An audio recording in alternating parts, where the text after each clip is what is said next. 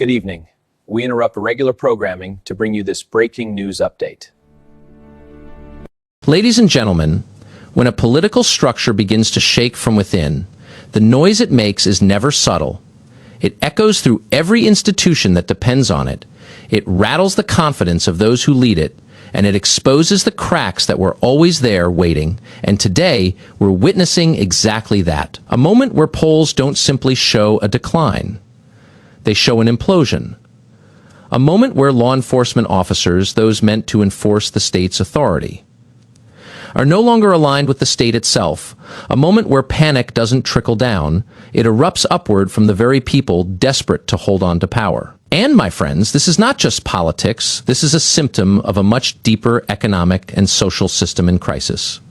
A system stretched so thin that even its most loyal institutions, its workers, its public servants, its protectors, are now rebelling. So sit tight, because what you're about to hear is not just a story of polls and party fractures. It is the story of a system cracking under the weight of its own contradictions. And as someone who has studied 100 years of economic history, I can tell you, moments like this don't happen often.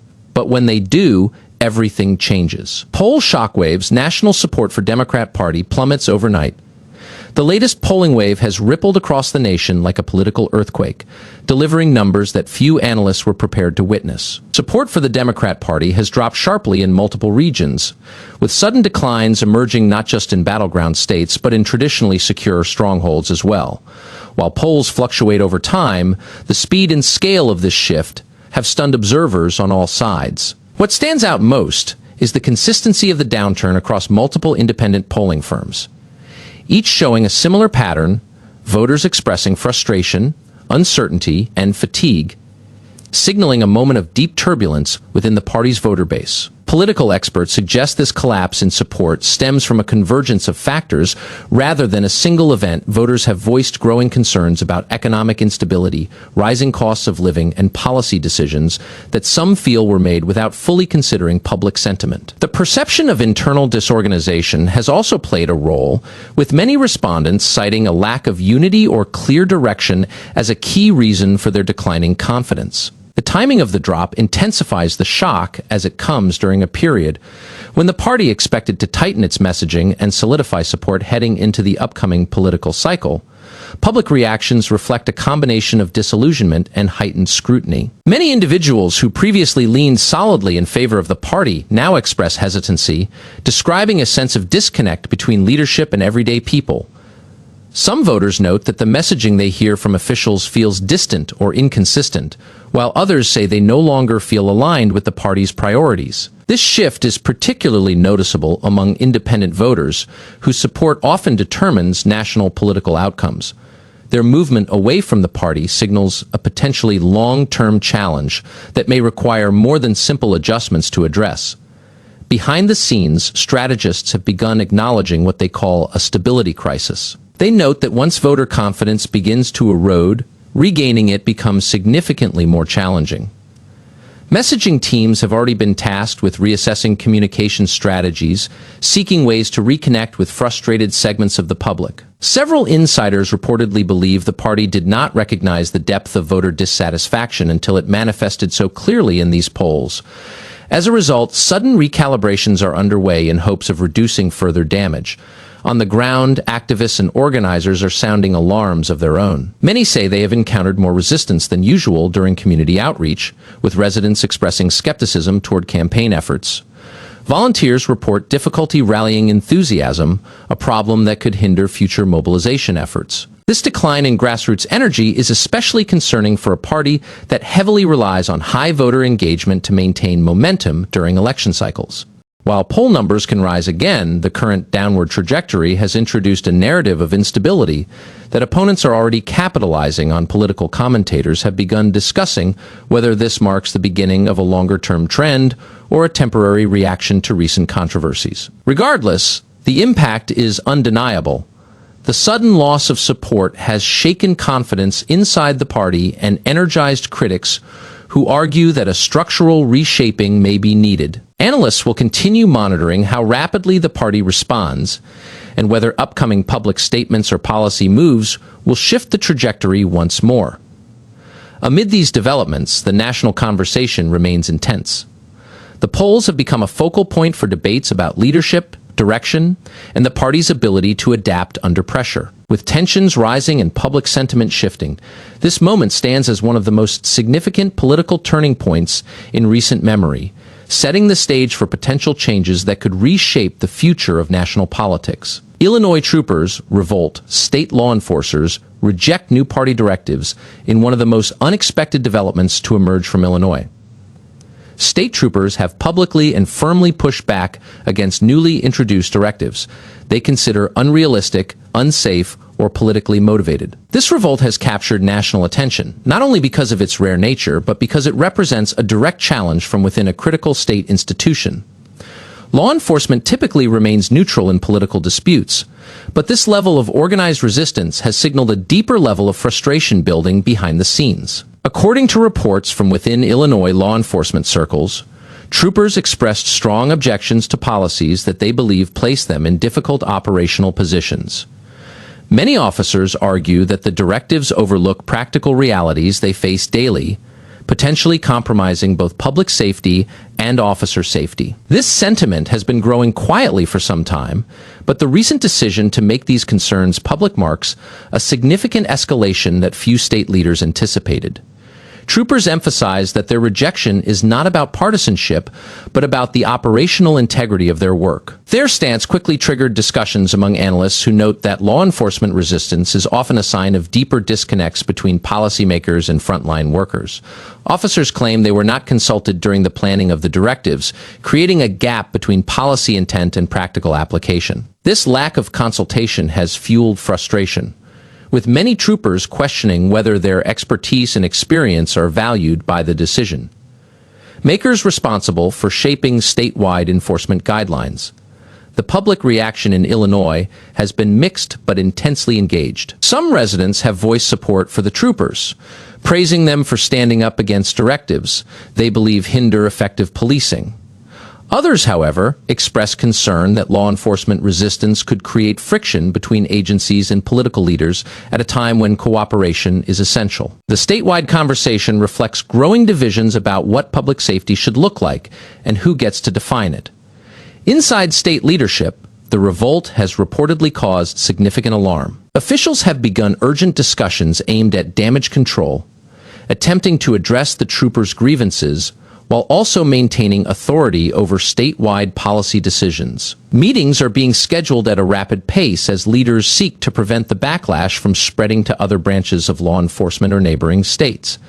The political implications of such a revolt are enormous, as it challenges both governance and public perception simultaneously. This pushback from troopers arrives during a moment when the state is already navigating heightened political pressure. Critics have seized upon the revolt as evidence of broader mismanagement, arguing that the failure to coordinate effectively with law enforcement indicates systemic issues. Supporters of the directives, meanwhile, argue that reforms are necessary and that resistance should be addressed with dialogue rather than confrontation. Regardless of perspective, the situation has exposed deep fault lines within the state's approach to enforcement and public safety. Observers note that this revolt has the potential to influence national discussions about policy implementation, law enforcement autonomy, and political accountability. It underscores the importance of communication between policymakers and those expected to carry out their decisions. As debates continue to intensify, Illinois has unexpectedly become the center of a wide-ranging conversation about authority, responsibility, and the balance between political vision and practical enforcement realities. Internal panic, party leadership holds emergency closed, door strategy meeting the sudden collapse in polling numbers, and the escalating unrest among law enforcement agencies have pushed party leadership into a full-scale crisis mode, triggering a series of emergency closed door meetings. These gatherings, held away from the public eye and shielded from media access, reflect a level of urgency rarely seen within the party's inner structure. Insiders describe the atmosphere as tense, pressured, and driven by an overwhelming need to regain control of a narrative that is slipping through their fingers faster than anyone predicted. The meetings are said to involve top advisors, senior strategists, communication specialists, and data analysts, all tasked with dissecting what has gone wrong and how to contain the fallout. One of the most concerning issues raised inside these rooms is the speed of the downward trend. Polls often fluctuate, but this decline resembles a free fall rather than a gradual shift. Leadership is now forced to examine multiple internal reports, digging through data that highlights voter disillusionment, fractured messaging, and a widening gap between the party's perceived direction and the public's expectations. A number of senior strategists reportedly argued that the party has become reactive rather than proactive, constantly responding to crises rather than shaping its own message. This reactive stance has weakened public confidence and created an image of instability. Communication teams have been under intense scrutiny as leaders analyze where messaging failed and why public sentiment turned so sharply. Some point to overly complex policy explanations that did not resonate with average voters, while others criticize inconsistent narratives that left supporters uncertain about what the party truly stands for. The fragmentation of messages across different states and local chapters has further contributed to confusion, fueling internal debate about whether the party structure itself needs reorganization. This disconnect has created friction between national leadership and state-level operatives who feel their warnings were ignored long before the polls collapsed. While political differences within a party are normal, the scale of disagreement emerging inside these emergency meetings is unprecedented. Some leaders are demanding immediate course corrections, including revising policy priorities, restructuring communication pipelines, and reassessing alliances with certain organizations. Others insist the party should remain committed to its current roadmap and focus instead on improving public outreach.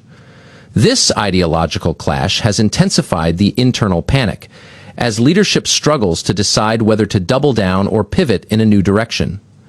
The fear is that either choice carries risks that could further impact voter confidence. Adding to the pressure is the growing concern that the revolt in Illinois could spread. Discussions in the closed-door meetings reveal deep anxiety that other state agencies, unions, or local officials might follow suit if they feel unheard or unsupported. This potential ripple effect poses a dangerous challenge, a loss of institutional backing at a time when the party needs stability the most. Leadership is now searching for solutions to repair relationships, prioritize transparency, and prevent additional public pushback. Yet the urgency of the situation leaves little time for careful planning, forcing rapid decisions that may or may not yield positive results. Reports indicate that some party members have urged leadership to reconnect with grassroots organizers, acknowledging that the base's energy is fading. They argue that without rebuilding trust at the community level, no amount of strategic messaging will restore overall stability.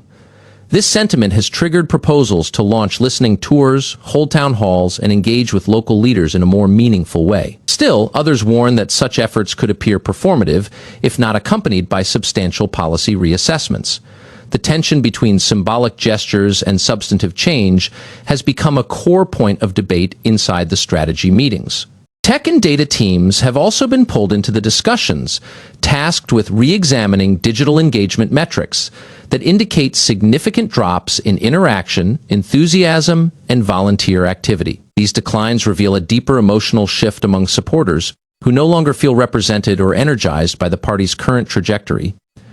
Digital strategists are pushing for rapid modernization of outreach methods, including more targeted messaging and real-time engagement plans. However, leadership is concerned that improving technology alone will not solve the foundational issues at play. Throughout these marathon sessions, one theme recurs repeatedly: the need to regain narrative control before the public perception of implosion becomes irreversible. Political opponents have already seized the moment, amplifying the turmoil and shaping public opinion with their own interpretations of the chaos. Leadership understands that the window to counter these narratives is narrowing, prompting urgent debates about launching immediate national campaigns to restore confidence. Yet uncertainty remains about whether such campaigns will be perceived as authentic or merely a rushed attempt at damage control. Inside these closed doors, the stakes could not be higher. The combination of voter dissatisfaction, institutional pushback, and internal infighting has created a situation where leaders must navigate between protecting the party's stability and confronting uncomfortable realities. Missteps now carry the risk of further eroding trust, while decisive action must be taken with precision and unity to prevent deeper fractures. The meetings continue, each more intense than the last, as leadership grapples with questions that could shape the party's future for years to come. Blue states cracking. Growing resistance spreads beyond Illinois. The conflict that erupted in Illinois is no longer an isolated incident. Instead, it has ignited a chain reaction that is now spreading across multiple blue-leaning states. What began as a localized revolt among state troopers has emboldened officials, workers, and agencies in other regions to voice similar concerns about policies they believe are unsustainable or disconnected from real-world conditions. This growing wave of resistance has taken party leaders by surprise, as states previously viewed as politically stable now display signs of unrest bubbling beneath the surface. While the intensity varies from state to state, the underlying sentiment remains the same: a widening gap between leadership decisions and the communities expected to implement them. In several states, law enforcement agencies, municipal workers, and administrative departments have begun quietly expressing frustration over directives they argue are difficult to enforce or misaligned with operational realities. Internal memos reveal rising tensions over resource allocation, public expectations, and the lack of consultation during policy development.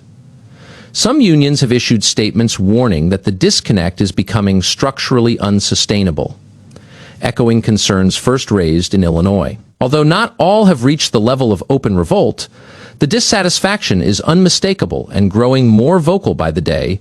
Local officials are reporting increased strain as they attempt to balance compliance with higher-level directives and the concerns of their own personnel. This strain has led to heated debates in city councils, county boards, and statewide advisory panels, where disagreements once handled privately are now surfacing in public meetings. These discussions reflect broader challenges, budget limitations, staffing shortages, rising public pressure, and policy fatigue.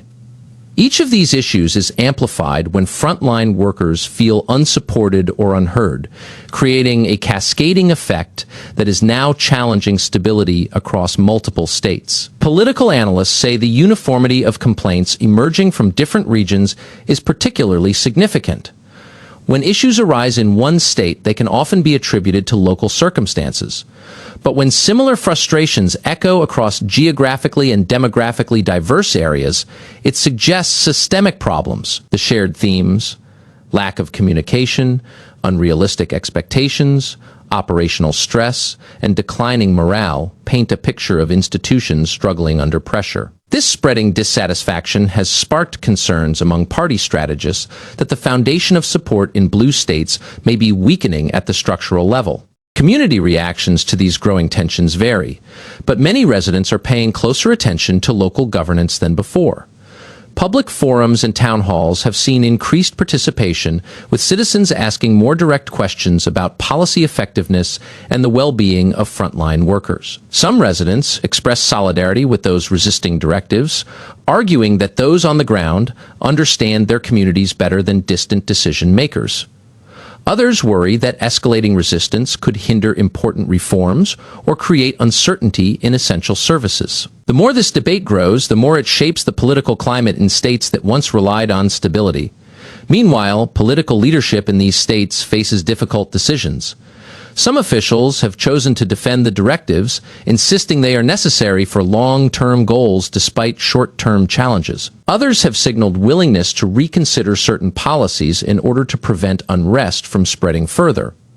However, revising or rolling back directives carries the risk of appearing inconsistent or politically weakened. Leadership must now walk a tightrope, balancing public confidence, institutional stability, and the broader goals of the party. Behind-the-scenes coordination between states has increased dramatically. Leaders from multiple blue states are now consulting each other about how to manage worker resistance, public communication, and internal alignment. This collaboration highlights the seriousness of the situation.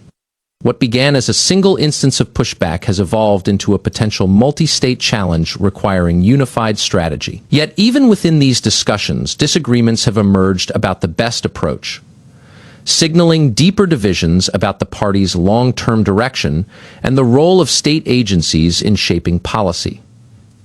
As the resistance continues to spread, the national narrative is shifting. The idea of blue states operating as unified, stable territories is being replaced by a more complex picture of internal strain, conflicting priorities, and institutional fatigue. This shift has caught the attention of national commentators who now question whether the cracks emerging across these states might foreshadow broader realignments in the political landscape. The coming months will determine whether this resistance remains a pressure point or grows into a defining challenge for the party on a national scale. Crisis polling, voters cite loss of trust and rising internal chaos. The newest round of crisis polling has intensified concerns inside the political establishment as voters across multiple demographics increasingly cite a loss of trust and a perception of mounting internal chaos. These polls, conducted across suburban, urban, and rural regions, reveal a striking trend. Individuals who once showed consistent loyalty to the party are now expressing deep reservations about its direction and stability. Respondents highlight a mixture of frustration, confusion, and anxiety, suggesting that the party's messaging is no longer resonating, and its internal turbulence is becoming too visible to ignore. What stands out most in the data is the shift among moderates and independents, many of whom now describe the party as disorganized, reactive, and burdened by internal disagreements. Analysts examining the polling results note a significant rise in the number of voters who feel disconnected from party leadership. Many point to key decisions and public disputes that have amplified the impression of dysfunction.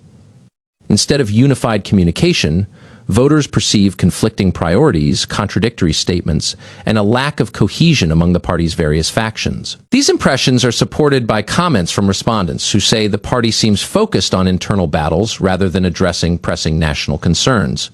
This perception has fueled growing doubts about the party's capability to provide stable leadership. The polling firms involved in the survey report that trust metrics have fallen to their lowest point in several years.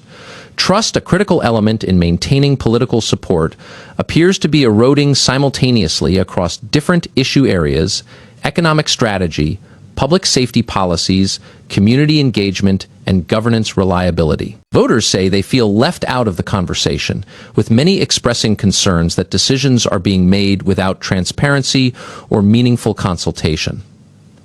Some respondents also say they are fatigued by what they describe as constant turmoil, suggesting that the party's internal issues have overshadowed its broader goals.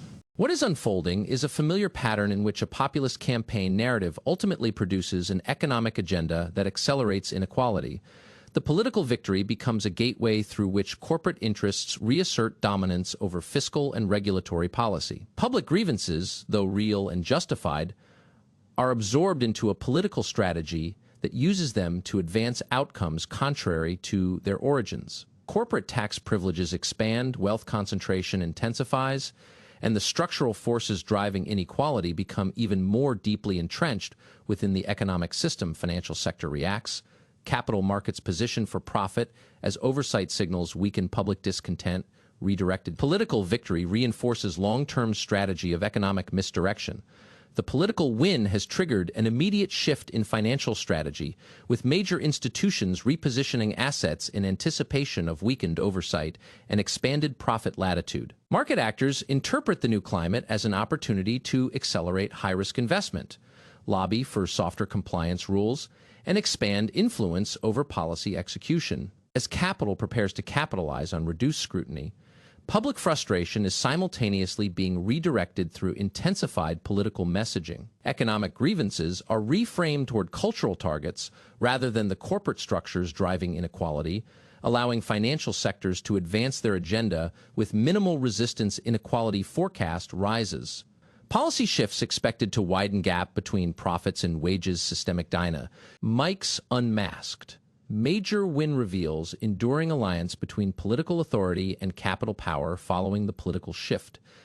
Economic analysts warn that new policy directions will accelerate the divide between corporate profits and stagnant wages. Early signals point to reduced labor protections and expanded incentives for capital owners, heightening structural inequality. At the same time, the victory exposes how political authority continues to align with concentrated economic power, revealing a system in which policy outcomes consistently reinforce the interests of those controlling capital.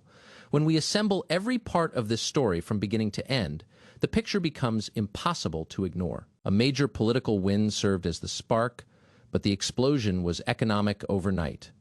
The forces of capital seized the moment, pushing deregulation, securing tax structures that favor the wealthiest, tightening their grip on policy, and weakening the protections meant for workers. Financial institutions prepared for profit, while public anger was carefully redirected away from the true architects of inequality. The gap between wages and profits widens, markets celebrate, and the system's loyalties become unmistakable. What we witnessed is not a random outcome. It is the predictable function of an economic structure built to elevate capital and sideline labor. This entire chain of events, every shift, every reaction, every policy nudge, reveals the enduring alliance between those who hold political authority and those who command economic power. And this alliance shapes the lives of millions far more than any election soundbite ever will. That is why USA World Reports is here to break down the story behind the story, to reveal the economics driving the politics, and to give the public the full picture that others prefer to keep hidden.